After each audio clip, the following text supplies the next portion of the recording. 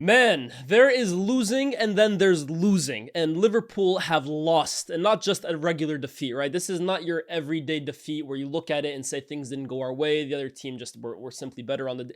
This is a defeat, man, a cataclysmic defeat of epic proportions. They, in that second half, have absolutely been played off the park by Nottingham Forest, and you just have to wonder, how have things gone so bad so quickly for this side? Not just on the night, but on the season as a whole. How has it gotten this devastating for Liverpool Football Club to the point now where, and we're going to talk about it, I guess, later in the video, are we at a point now where maybe we even question Arne Slot's job security? It's getting that bad. Liverpool look unrecognizable to the side that were so fantastic throughout large parts of last season. They look unrecognizable to a team that were the best side in England at points, or for the large majority of it last season. You look at it now and it just looks like a side devoid of confidence, a side devoid of quality, which we know isn't true. We know they have fantastic players on the pitch, a side lacking cohesion, and a side really lacking self-belief at the moment. And I think that's the most staggering thing to watch, because when you look at how Liverpool started this game, it was a good performance. Liverpool did look the better team in the opening exchanges. They were controlling the game. They had their own chances.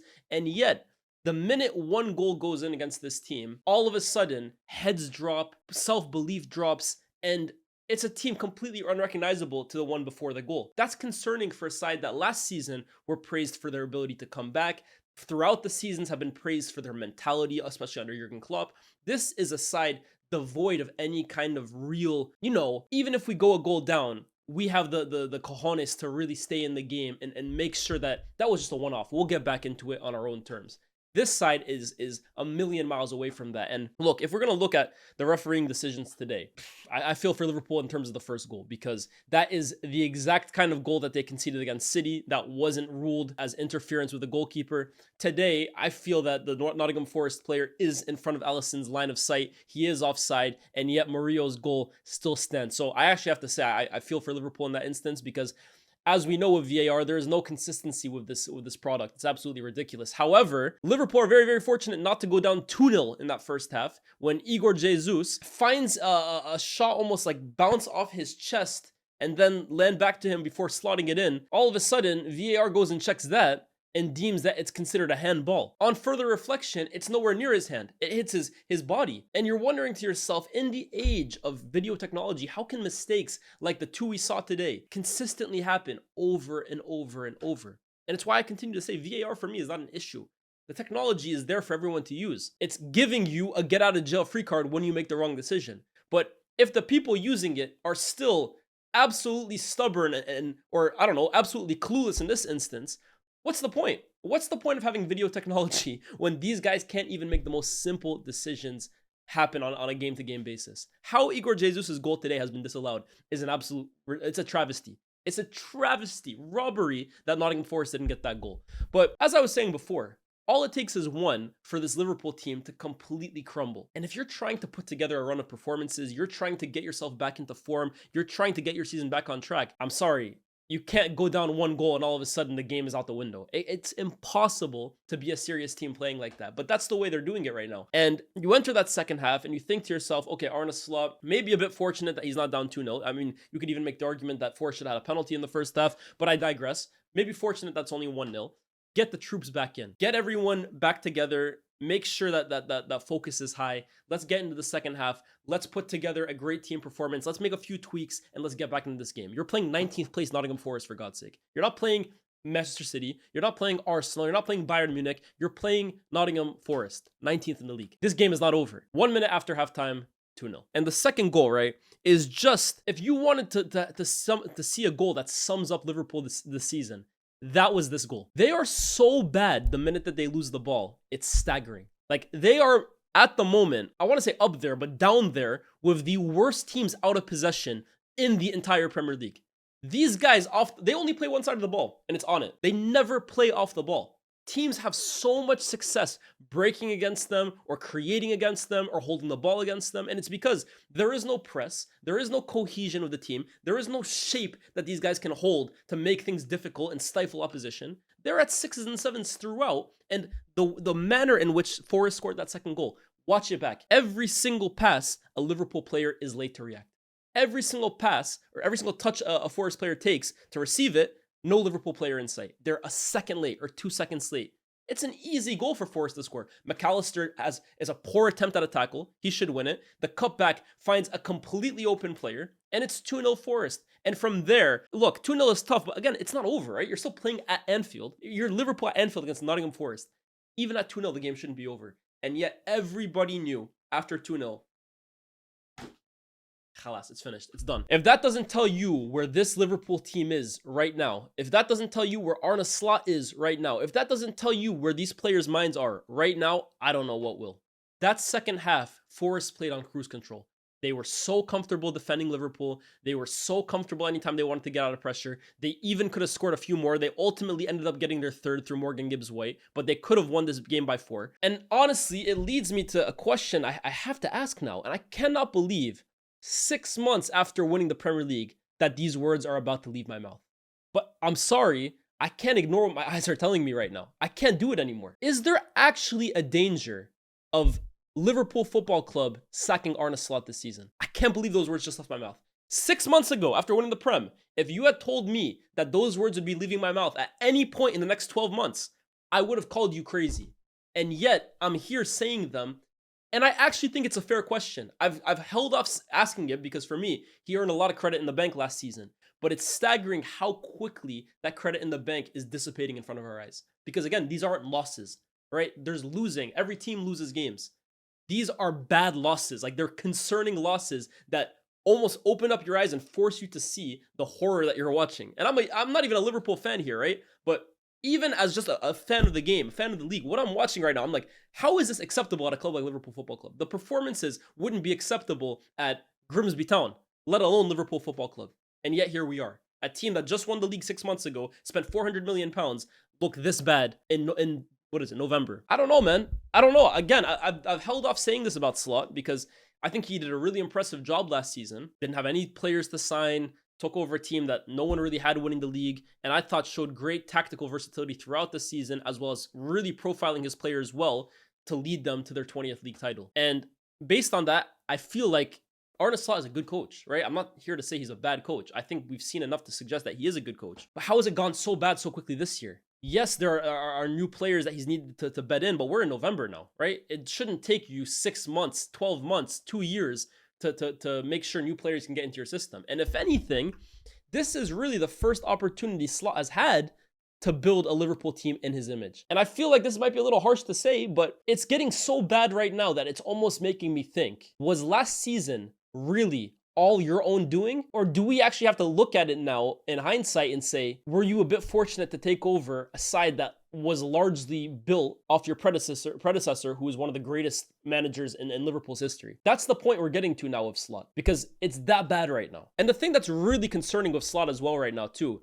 is last season, I thought his biggest strength was his ability to tweak in-game and make tactical changes, whether it was a substitution or not, or even like a player dropping deeper or someone switching positions with another. His ability to change games on a dime mid-game made him one of the best managers in the game last year. This year, I'm seeing him, when the game needs to be changed, not making tactical adjustments or not changing his shape up a little. No, now with Slot, I look at him on the bench when a decision needs to be made, and I see desperation. That's the word I would use with Arne Slot right now.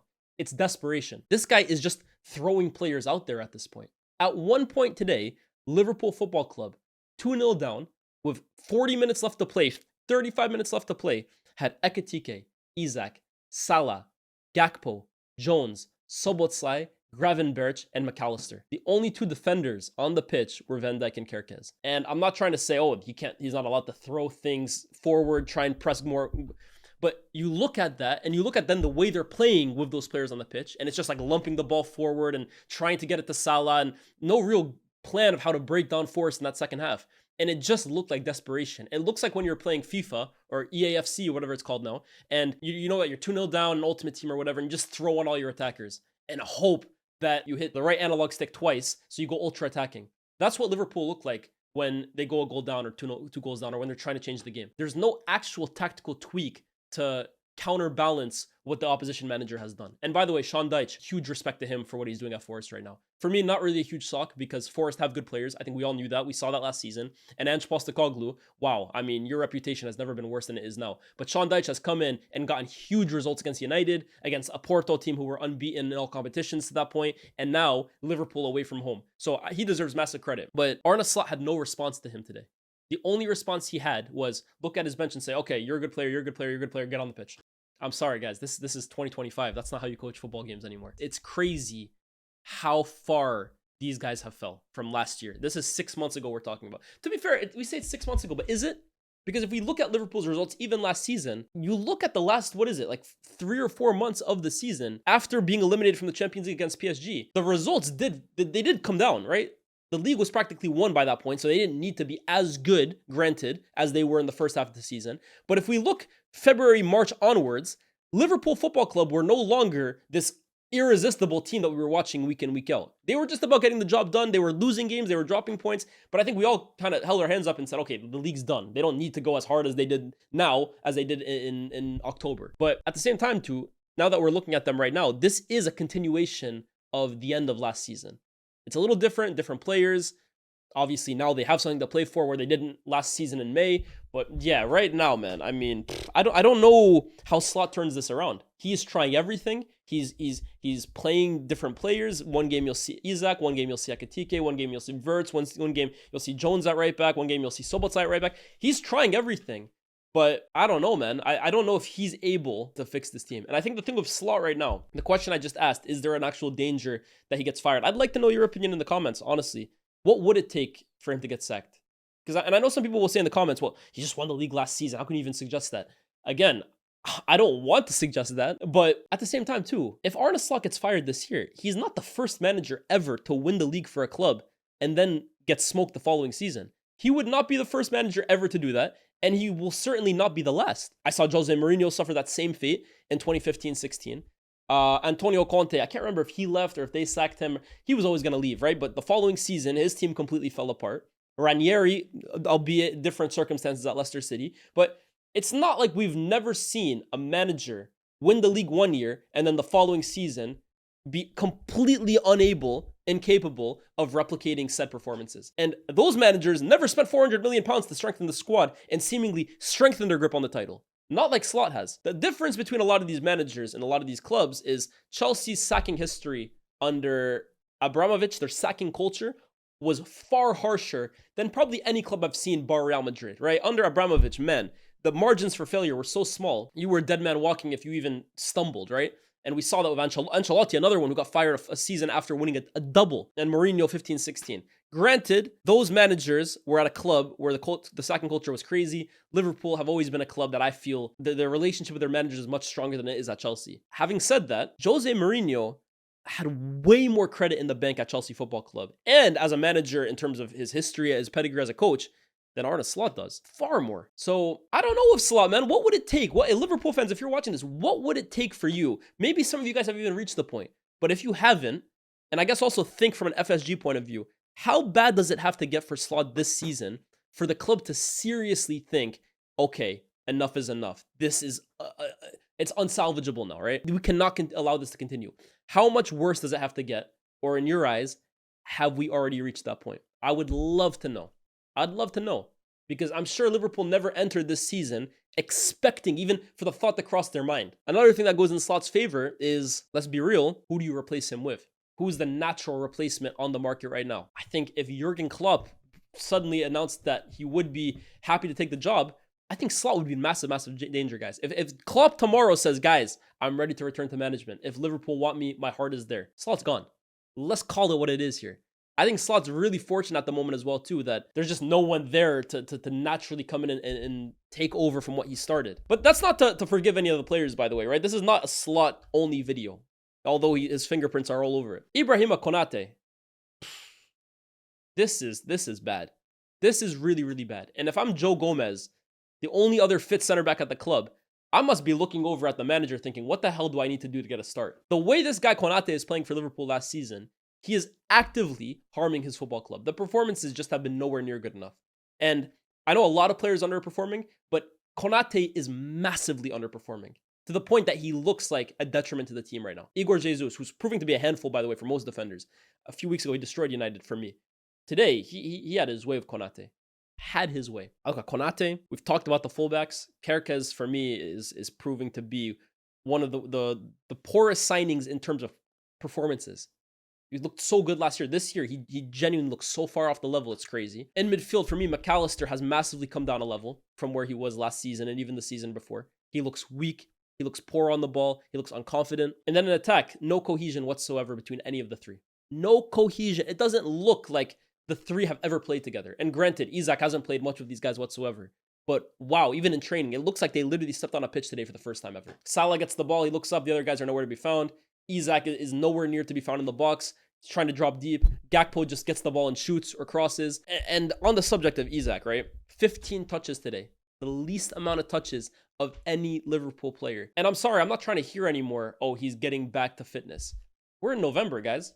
We're in November. If he's not fit, by the way, a big reason for it is because of his own antics during the summer. We'll leave that for another day. But let's stop acting like he had a 6-month injury, right? He's unfit for a reason right now, guys. Let's call that what it is.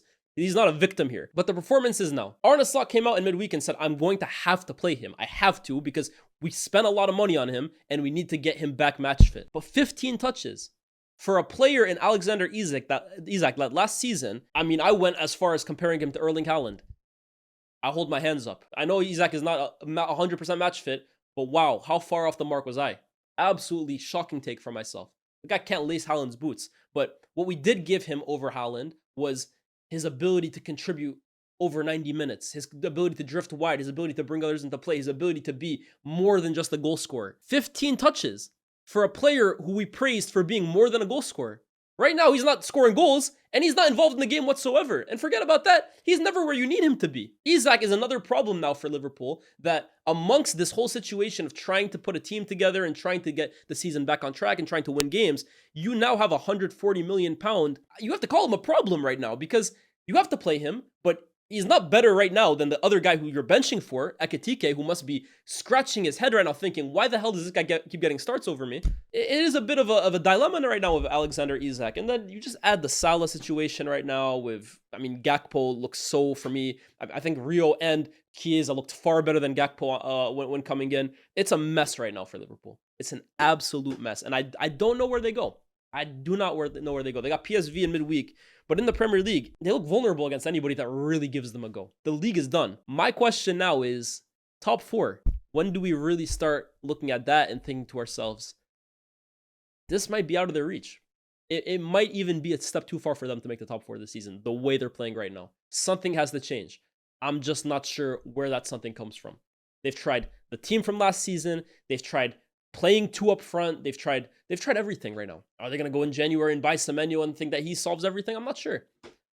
Which is why I have to look at the manager as well too and think, when you have this many gifted players and none of them seem to know how to play with each other, we can't say all of them are scrubs. We can't say all of them are underperforming. At some point, the common denominator is the guy putting them on the team sheet. And the guy putting them on the team sheet, Arne Slot, looks a million miles out of his depth right now. But guys, let me know in the comment section down below. Congratulations to Nottingham Forest because that was an emphatic victory. And Sean Dyche continues to prove that when it comes to just being able to stabilize a football club and get them defensively solid and get them performing against the rest of the pool, he remains one of the best the Premier League has to offer, man. And what he's done in such a short amount of time at Forest, salute. Elliot Anderson again today, fantastic. He continues his form from England into the club campaign. I'm sure he's going to be a player, especially after the World Cup. If he has a good World Cup, that the likes of Liverpool will be after, the likes of United will be after. I mean, I think most big clubs should be after this guy. The way he's playing right now, he looks a step ahead of most midfielders he comes up against. So calm, so good on the ball, tenacious as well too, wins his duels, left foot, right foot. Good player, man. Really, really good player. Let me know in the comment section down below what you think. Get involved. I'll be reading the comments. And I'm about to watch the Manchester City game right now. I was supposed to do Barcelona today, right? But Liverpool, I mean, I had to look at my computer and say, what the hell is going on here? But shout out to Barcelona as well, too. First game back at the Camp Nou. Lewa gets his first goal. Lewa gets the first goal, I would rather say, at the Camp Nou. Yamal looked great. Easy. Unai Simon, though. Shaky. Like, share, subscribe. See you very soon. Peace.